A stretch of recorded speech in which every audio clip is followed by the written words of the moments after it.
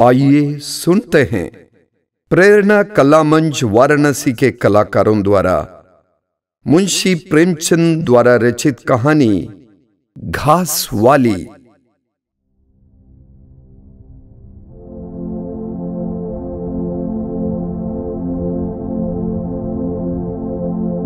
मुलिया हरी हरी घास का गट्ठा लेकर आई तो उसका गेहुआ रंग कुछ तमतमाया हुआ था और बड़ी बड़ी मद भरी आंखों में शंका समाई हुई थी। महावीर ने उसका तमतमाया हुआ चेहरा देखकर पूछा, क्या है मुलिया, आज कैसा जी है? मुलिया ने कुछ जवाब न दिया। उसकी आंखें डबडबा गई। महावीर ने समीप आकर पूछा, क्या हुआ है? बताती क्यों नहीं? किसी ने कुछ कहा है? अम्मा ने डांटा है? क्यों इतनी उदास है? मुलिया ने सिसक कर कहा, कुछ नहीं। हुआ क्या है? अच्छी तो हूँ। महावीर ने मुलिया को सिर से पांव तक देखकर कहा,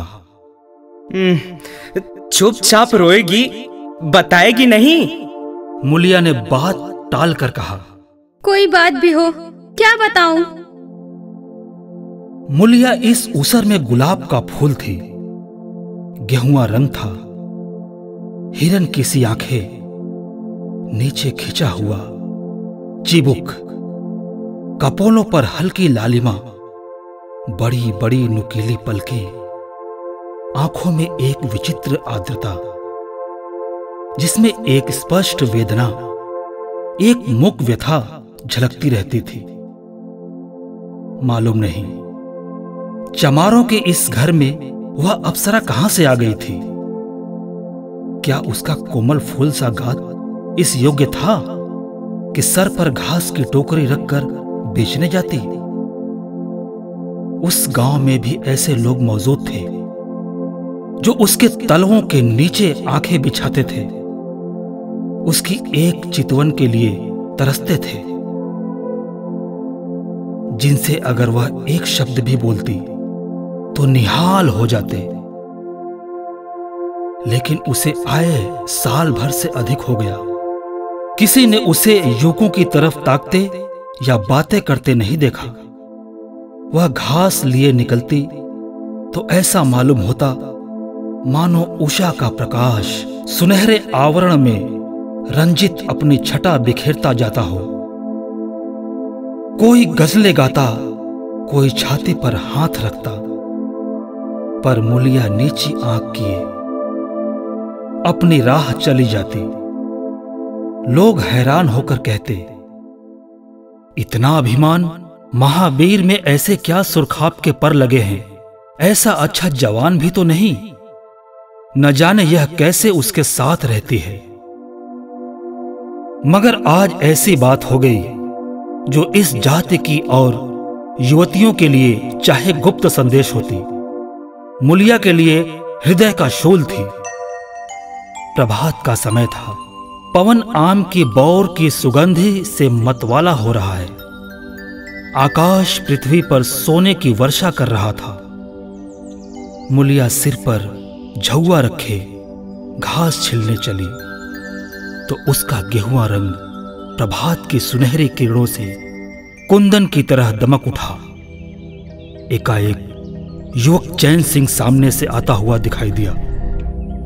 मुलिया ने चाहा कि कतरा कर निकल जाए, मगर चैन सिंह ने उसका हाथ पकड़ लिया और बोला, मुलिया, तुझे क्या मुझ पर जरा भी दया नहीं आती? मुलिया का वह फूल सा खिला हुआ चेहरा ज्वाला की तरह दहक उठा। वह जरा भी नहीं डरी, जरा भी न झिझकी। झौआ जमीन पर गिरा दिया और बोली, मुझे छोड़ दो, नहीं तो मैं चिल्लाती हूँ। चैन सिंह को आज जीवन में एक नया अनुभव हुआ।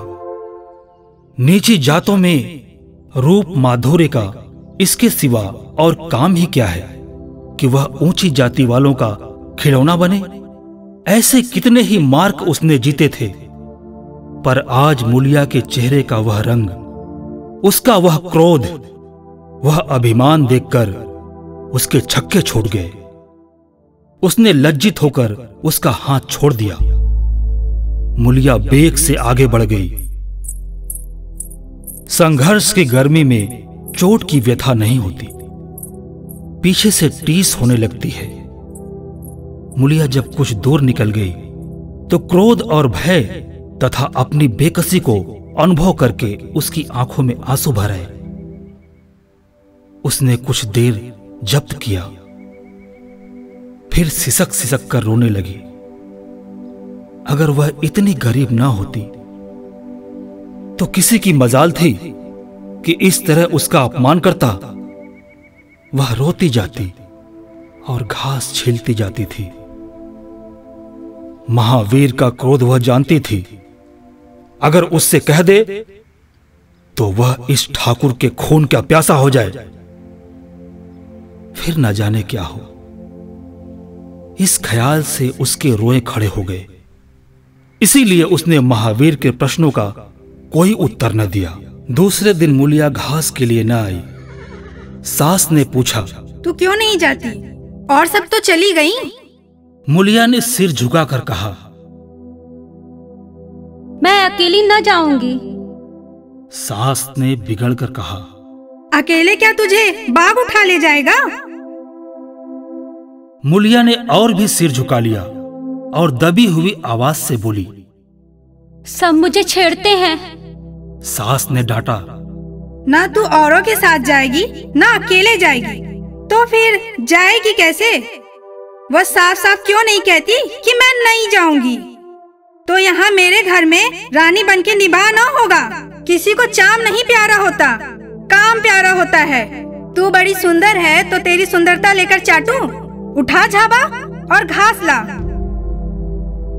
द्वार पर नीम के दरख्त के साए में महावीर खड़ा घोड़े को मल रहा था। उसने मुलिया को रोनी सूरत बनाए जाते देखा, पर कुछ बोल न सका। उसका बस चलता तो मुलिया को कलेजे में बिठा लेता, आंखों में छिपा लेता, लेकिन घोड़े का पेट भरना तो जरूरी था। घास मोल लेकर खिलाए तो 12 आने रोज से कम न पड़े। ऐसी मजदूरी ही कौन होती है? मुश्किल से 1.5-2 रुपए मिलते हैं, वह भी कभी मिले कभी न मिले। जब से यह सत्यानाशी लारियां चलने लगी हैं, इक्के वालों की बगिया बैठ गई है। कोई सेंत भी नहीं पूछता। महाजन से 150 रुपए उधार लेकर इक्का और घोड़ा खरीदा था, मगर लारियों के आगे इक्के को कौन पूछता है?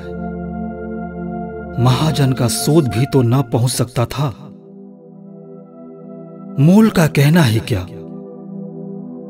ऊपर मन से बोला, ना मन हो तो रहने दो, देखी जाएगी। इस दिलजोई से मुलिया निहाल हो गई। बोली, घोड़ा खाएगा क्या? आज उसने कल का रास्ता छोड़ दिया और खेतों की मेड़ों से होते हुए चली। बार बार सतर्क आंखों से इधर उधर ताकती जाती थी। दोनों तरफ ऊख के खेत खड़े थे। जरा भी खड़खड़ाहट होती उसका जी सन्न हो जाता। कहीं कोई ऊख में छिपा न बैठा हो। मगर कोई नई बात न हुई। ऊख के खेत निकल गए, आमों का बाग निकल गया, सींचे हुए खेत नजर आने लगे। दूर के कुएं पर पूर चल रहा था। खेतों की मेड़ों पर हरी हरी घास जमी हुई थी। मुलिया का जी ललचाया। यहां आध घंटे में जितनी घास छिल सकती है, सूखे मैदान में दोपहर तक न छिल सकेगी। यहां देखता ही कौन है? कोई चिल्लाएगा तो चली जाऊंगी। वह बैठकर घास छिलने लगी और 1 घंटे में उसका झाबा आधे से ज्यादा भर गया। वह अपने काम में इतनी तन्मय थी कि उसे चैन सिंह के आने की खबर ही न हुई। एकाएक उसने आहट पाकर सिर उठाया तो चैन सिंह को खड़ा देखा। मुलिया की छाती धक से हो गई। जी में आया भाग जाए, झाबा उलट दे और खाली झाबा लेकर चली जाए, पर चैन सिंह ने कई गज के फासले से ही रुक कर कहा, डर मत, डर मत, भगवान जानता है मैं तुझसे कुछ न बोलूंगा। जितनी घास चाहे छील ले, मेरा ही खेत है। मूलिया के हाथ सुन्न हो गए, खुरपी हाथ में जम सी गई, घास नजर ही ना आती थी। जी चाहता था जमीन फट जाए और मैं समा जाऊं। जमीन आंखों के सामने तैरने लगी। चैन सिंह ने आश्वासन दिया, अरे छीलती क्यों नहीं, मैं तुमसे कुछ कहता थोड़ा ही हूं। यहीं रोज चली आया कर, मैं छील दिया करूंगा। मूलिया चित्रलिखित से बैठी रही। चैन सिंह ने एक कदम आगे बढ़ाया और बोला, तू मुझसे इतना डरती क्यों है? क्या तू समझती है मैं आज भी तुझे सताने आया हूं? ईश्वर जानता है, कल भी तुझे सताने के लिए मैंने तेरा हाथ नहीं पकड़ा था। तुझे देखकर आप ही आप हाथ बढ़ गए। मुझे कुछ सुध ही न रही। तू चली गई तो मैं वहीं बैठकर घंटों रोता रहा। जी में आता था हाथ काट डालूं, कभी जी चाहता था जहर खा लूं। तभी से तुझे ढूंढ रहा हूं। आज तू इस रास्ते से चली आई, मैं सारा हार छानता हुआ यहां आया हूं। अब जो सजा तेरे जी में आवे दे दे। अगर तू मेरा सिर भी काट ले तो गर्दन न हिलाऊंगा। मैं शोहदा था, लुच्चा था, लेकिन जब से तुझे देखा है मेरे मन से सारी खोट मिट गई है। अब तो यही जी में आता है कि तेरा कुत्ता होता और तेरे पीछे पीछे चलता। तेरा घोड़ा होता तब तो तू अपने हाथों से मेरे सामने घास डालती। किसी तरह यह चोला तेरे काम आवे। मेरे मन की यह सबसे बड़ी लालसा है। मेरी जवानी काम ना आवे अगर मैं किसी खोट सी ये बातें कर रहा हूं।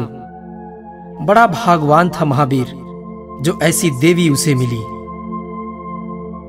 मूलिया चुपचाप सुनती रही, फिर नीचा सिर करके भोलेपन से बोली, तो तुम मुझे क्या करने को कहते हो? चैन सिंह और समीप आकर बोला, बस तेरी दया चाहता हूं। मूलिया ने सिर उठाकर उसकी ओर देखा। उसकी लज्जा न जाने कहां गायब हो गई।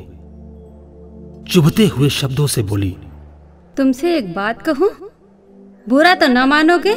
तुम्हारा ब्याह हो गया है या नहीं? चैन सिंह ने दबी जबान से कहा, ब्याह तो हो गया, लेकिन ब्याह क्या है, खिलवाड़ है। मूलिया के होठों पर अवहेलना की मुस्कुराहट झलक पड़ी। बोली, फिर भी अगर मेरा आदमी तुम्हारी औरत से इसी तरह बातें करता तो तुम्हें कैसा लगता? तुम उसकी गर्दन काटने पे तैयार हो जाते कि नहीं? बोलो, क्या समझते हो कि महावीर चमार है तो उसकी देह में लहू नहीं है? उसे लज्जा नहीं है? अपने मर्यादा का विचार नहीं है? मेरा रूप रंग तुम्हें भाता है क्या? घाट के किनारे मुझसे कहीं सुंदर औरतें नहीं घुमा करती? मैं उनके तलवों की बराबरी भी नहीं कर सकती। तुम उसमें से किसी से क्यों नहीं दया मांगते? क्या उनके पास दया नहीं है? मगर वहां तुम न जाओगे, क्योंकि वहां जाते तुम्हारी छाती दहलती है। मुझसे दया मांगते हो इसलिए ना कि मैं चमारिन हूँ, नीच जाति हूँ, और नीच जाति की औरत जरा सी घुड़की धमकी या जरा सी लालच से तुम्हारी मुट्ठी में आ जाएगी। कितना सस्ता सौदा है। ठाकुर हो ना, ऐसा सस्ता सौदा क्यों छोड़ने लगे? चैन सिंह लज्जित होकर बोला, मुला, यह बात नहीं, मैं सच कहता हूं। इसमें ऊंच नीच की बात नहीं है, सब आदमी बराबर है। मैं तो तेरे चरणों पर सिर रखने को तैयार हूँ। इसलिए ना कि जानते हो मैं कुछ नहीं कर सकती। जाकर किसी खतरानी के चरणों पर सिर रखो तो मालूम हो कि चरणों पर सिर रखने का क्या फल मिलता है। फिर यह सिर तुम्हारी गर्दन पर न रहेगा।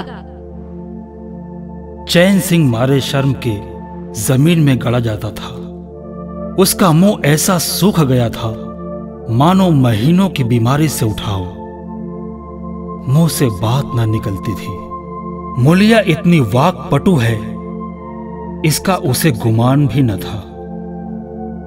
मुलिया फिर बोली, मैं भी रोज बाजार जाती हूँ, बड़े बड़े घरों का हाल जानती हूँ।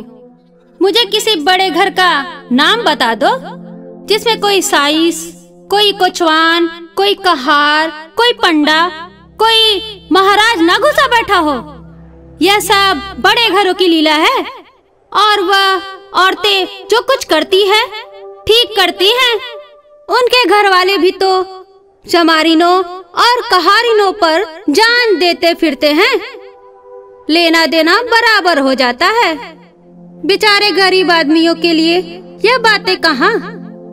मेरे आदमी के लिए संसार में जो कुछ हूँ मैं हूँ। वह किसी दूसरी मेहरिया की ओर आंख उठा के भी नहीं देखता।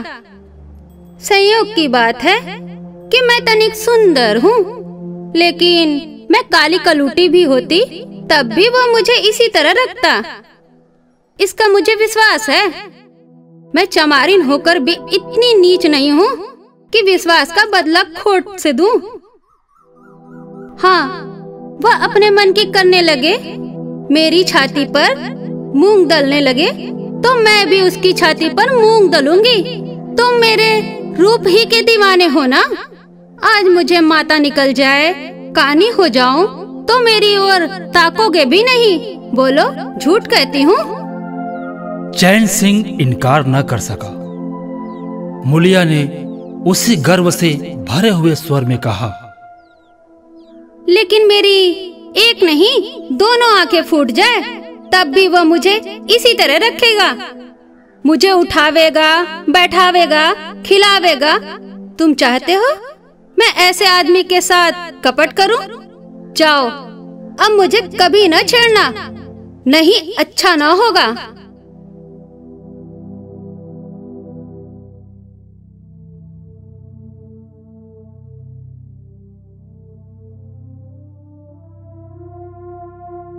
जवानी जोश है, बल है, दया है, साहस है, आत्मविश्वास है, गौरव है और सब कुछ जो जीवन को पवित्र, उज्जवल और पूर्ण बना देता है।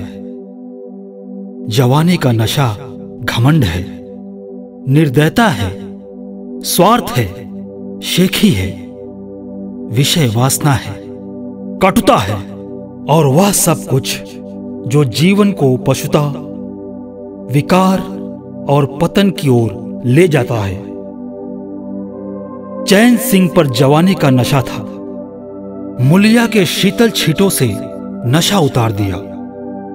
जैसे उबलती हुई चाशनी में पानी के छींटे पड़ जाने से फेन मिट जाता है, मैल निकल जाता है और निर्मल शुद्ध रस निकल आता है। जवानी का नशा जाता रहा, केवल जवानी रह गई। कामिनी के शब्द जितनी आसानी से दीन और ईमान को गारत कर सकते हैं, उतनी ही आसानी से उनका उद्धार भी कर सकते हैं।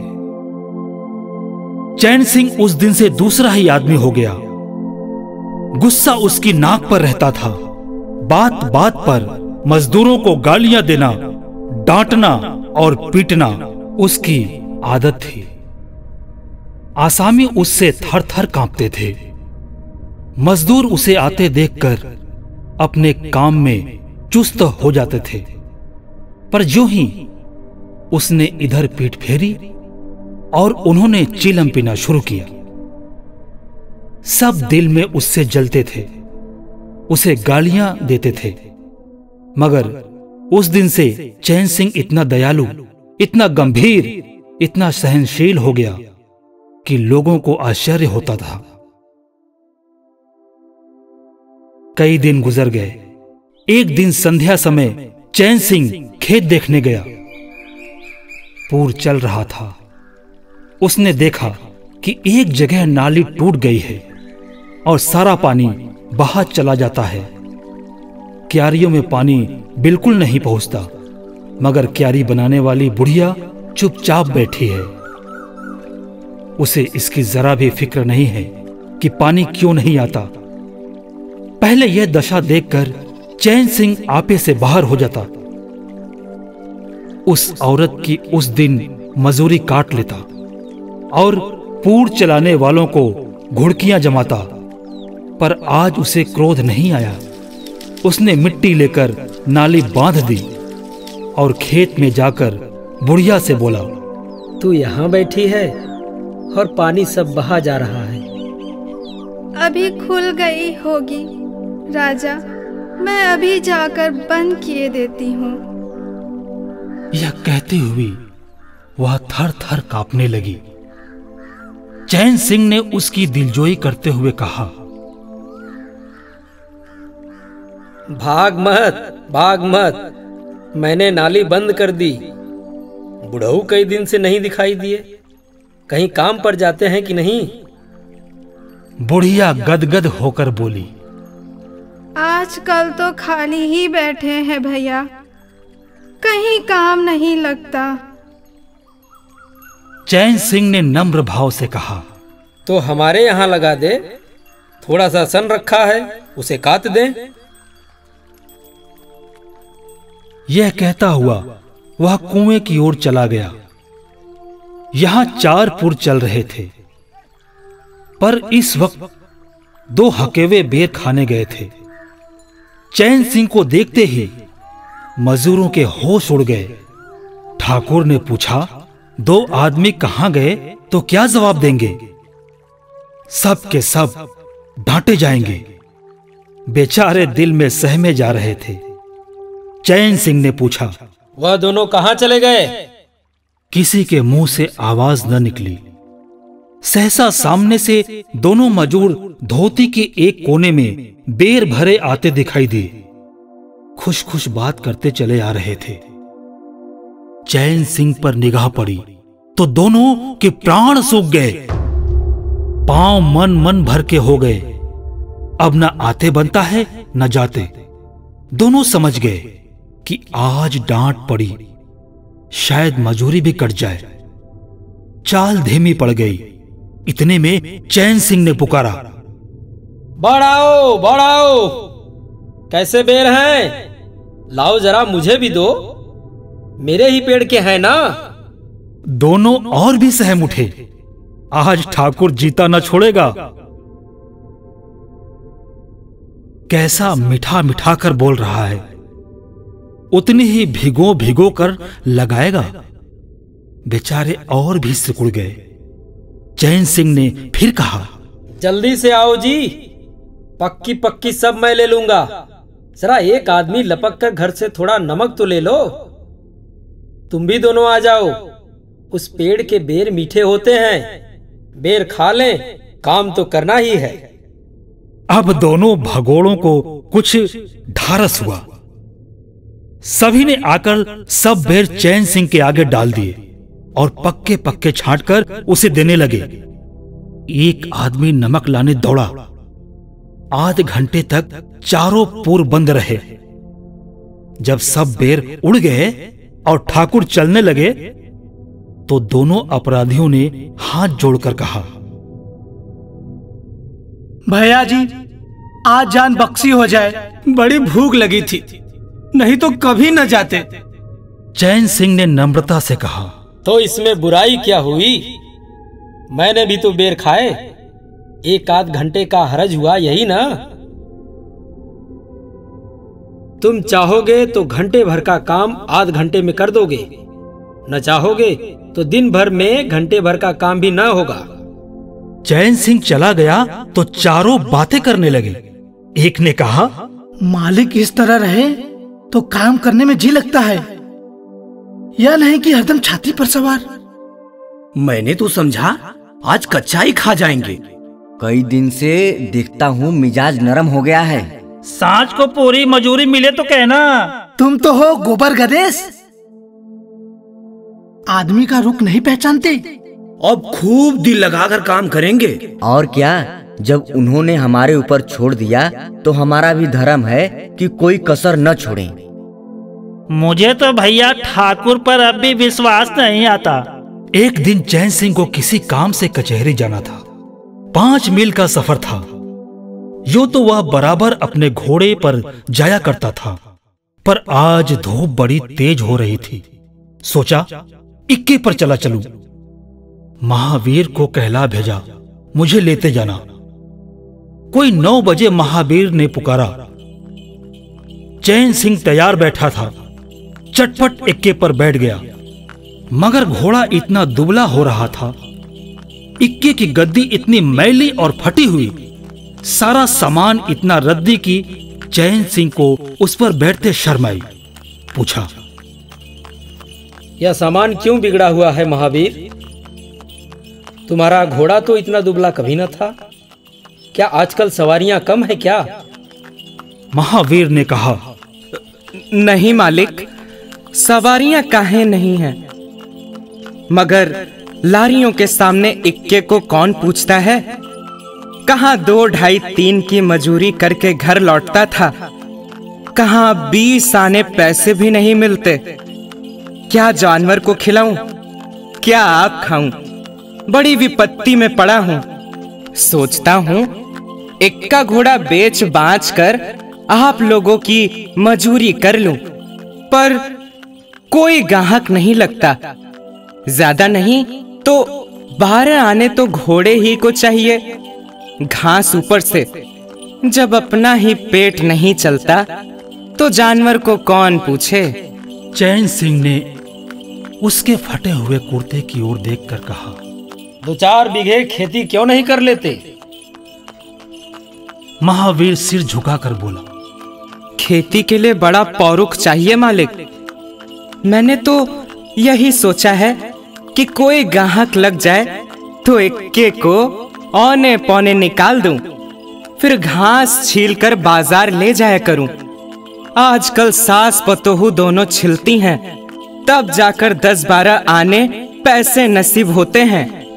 चैन सिंह ने पूछा, तो बुढ़िया बाजार जाती होगी? महावीर लजाता हुआ बोला, नहीं भैया, वो इतनी दूर कहाँ चल सकती है।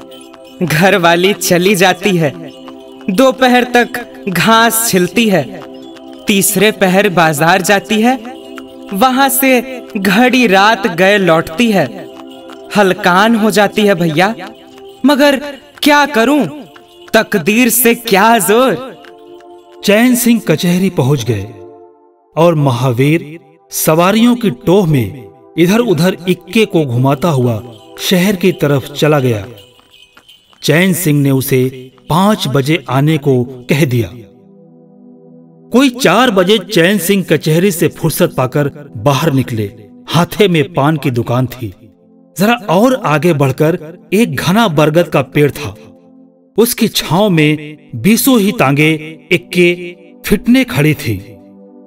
घोड़े खोल दिए गए थे। वकीलों, मुख्तारों और अफसरों की सवारियां यहीं खड़ी रहती थी। चैन सिंह ने पानी पिया, पान खाया और सोचने लगा, कोई लारी मिल जाए तो जरा शहर चला जाऊं, कि उसकी निगाह एक घास वाली पर पड़ गई। सिर पर घास का झाबा रखे साइसों से मोल भाव कर रही थी। चैन सिंह का हृदय उछल पड़ा। अरे यह तो मुलिया है। बनी ठनी एक गुलाबी साड़ी पहने कोचवानों से मोल तोल कर रही थी। कई कोचवान जमा हो गए थे।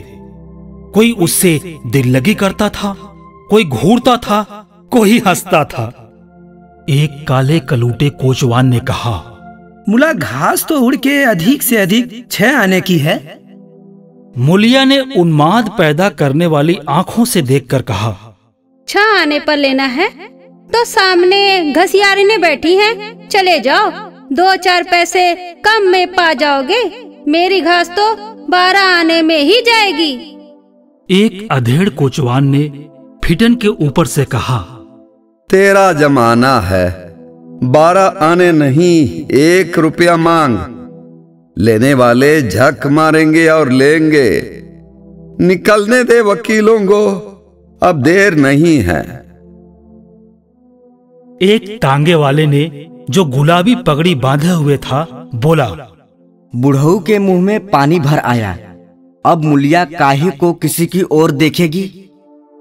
चैन सिंह को ऐसा क्रोध आ रहा था कि इन दुष्टों को जूते से पीटे। सब के सब कैसे उसकी ओर टकटकी लगाए ताक रहे हैं, आंखों से पी जाएंगे। और मुलिया भी यहां कितनी खुश है, न लजाती है, न झिझकती है, न दबती है। कैसा मुस्कुरा मुस्कुरा कर, रसीली आंखों से देख देख कर, सिर का आंचल खिसका खिसका कर, मुंह मोड़ मोड़ कर बातें कर रही है। वही मुलिया जो शेरनी की तरह तड़प उठी थी। इतने में 4 बजे अमले और वकीलों मुख्तारों का एक मेला सा निकल पड़ा। अमले लारियों पर दौड़े, वकील मुख्तार इन सवारियों की ओर चले। कोचवानों ने भी चटपट घोड़े जोते। कई महाशयों ने मुलिया को रसिक नेत्रों से देखा और अपनी अपनी गाड़ियों पर जा बैठे। एकाएक मुलिया घास का झाबा लिए उस फिटन के पीछे दौड़ी। फिटन में एक अंग्रेजी फैशन के जवान वकील साहब बैठे थे। उन्होंने पावदान के पास घास रखवा ली, जेब से कुछ निकालकर मुलिया को दिया। मुलिया मुस्कुराई। दोनों में कुछ बातें भी हुई जो चैन सिंह न सुन सके। एक क्षण में मुलिया प्रसन्न मुख घर की ओर चली। चैन सिंह पान वाले की दुकान पर विस्मृति की दशा में खड़ा रहा। पान वाले ने दुकान बढ़ाई, कपड़े पहने और केबिन का द्वार बंद करके नीचे उतरा तो चैन सिंह की समाधि टूटी। पूछा, क्या दुकान बंद कर दी? पान वाले ने सहानुभूति दिखाकर कहा, इसकी दवा करो ठाकुर साहब, यह बीमारी अच्छी नहीं है। चैन सिंह ने चकित होकर पूछा, कैसी बीमारी? पान वाला बोला, कैसी बीमारी? आधे घंटे से यहां खड़े हो जैसे कोई मुर्दा खड़ा हो। सारी कचहरी खाली हो गई है, सब दुकानें बंद हो गई। मेहतर तक झाड़ू लगाकर चल दिए। तुम्हें कुछ खबर हुई? यह बुरी बीमारी है, जल्दी दवा कर डालो। चैन सिंह ने छड़ी संभाली और फाटक की ओर चला कि महावीर का इक्का सामने आता दिखाई दिया।